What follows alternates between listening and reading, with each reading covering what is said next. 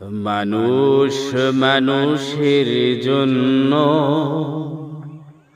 তবে তো হবে জীবন ধন্য।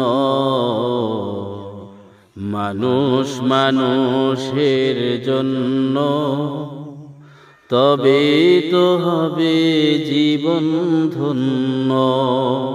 এই মানুষ যদি হয়ে যায় অমানুষ, এই মানুষ যদি হয়ে যায় অমানুষ, তবে তো বলে তাকে পুণ্য।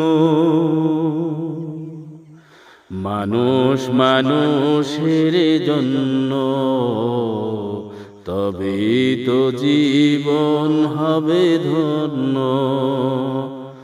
পশুরাও তো মালিক চেনে, নত হয়ে যায় তার সামনে।